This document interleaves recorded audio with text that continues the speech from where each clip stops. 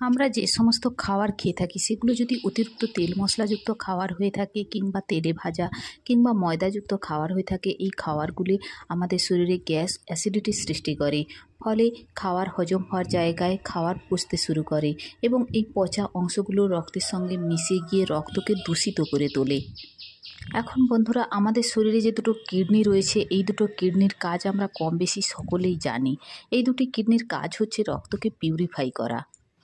রক্তে যখন অতিরিক্ত দূষিত পদার্থ জমতে থাকে তখন সেইগুলিকে পিউরিফাই করার জন্য কিডনিকে অতিরিক্ত কাজ করতে হয়।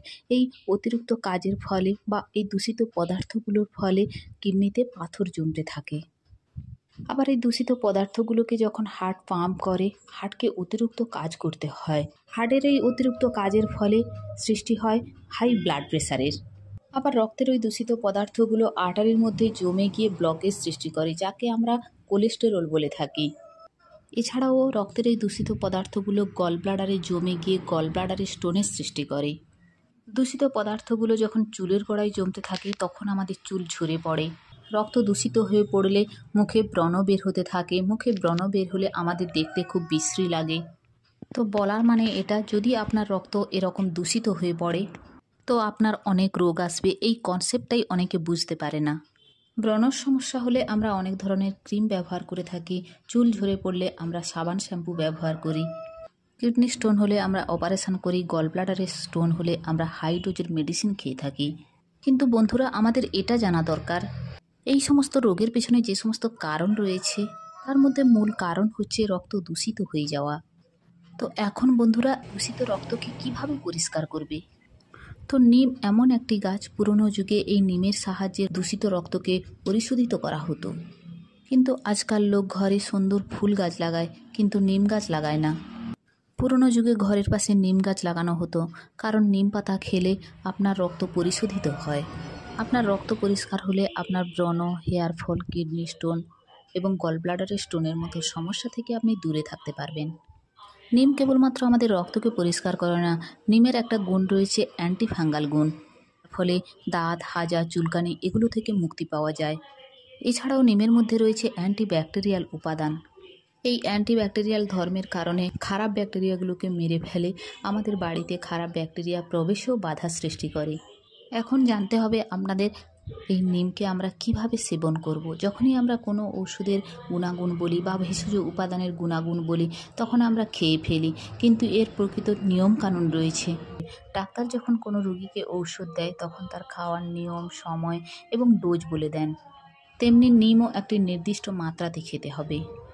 নিম পাতার ব্যবহার আপনার লাগাতার 3 মাসের বেশি করা যাবে না, না হলে আপনার চোখের দৃষ্টিশক্তি কমে আসতে পারে।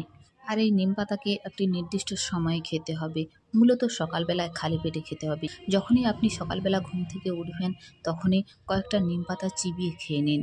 এটা আপনার অমৃতের মতো কাজ করবে, যেটা আপনাকে অমর করে দেবে, যেটা আপনাকে বিভিন্ন প্রকার রোগজ্বালা থেকে দূরে রাখতে সাহায্য করবে। শুধুমাত্র সকালবেলা ঘুম থেকে উঠে কয়েকটা নিম পাতা চিবিয়ে খেয়ে নিতে হবে।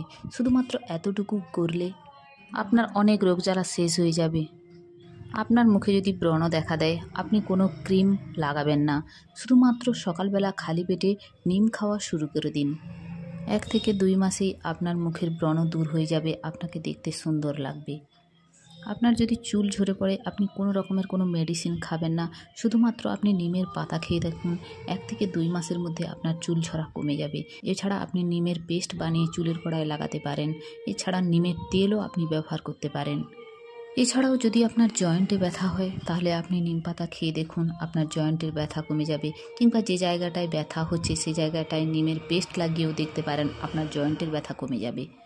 আপনার যদি দাঁতে ব্যথা হয়ে থাকে তাহলে খালি পেটে আপনি নিম পাতা চিবিয়ে খান, আপনার দাঁতের ব্যথা কমবে। সাথে সাথে আপনার দাঁতে যদি পোকা লেগে থাকে তাহলে সেটাও ভালো হয়ে যাবে।